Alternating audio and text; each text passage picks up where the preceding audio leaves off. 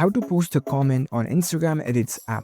I'm gonna guide you through the process on how to do it. Let's get started. First of all, on your phone, launch the Edits app.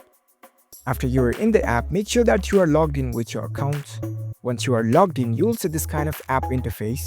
Now, in order to post a comment, you need to head over to the Reels where you want to post a comment on. In the bottom left, you can see this Reels icon. Tap on it. You can explore through the Reels.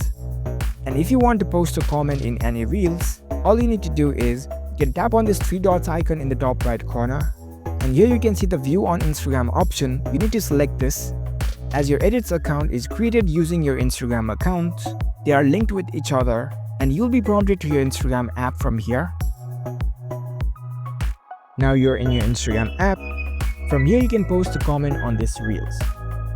So tap on this comment icon and you can write down the comment that you want to post.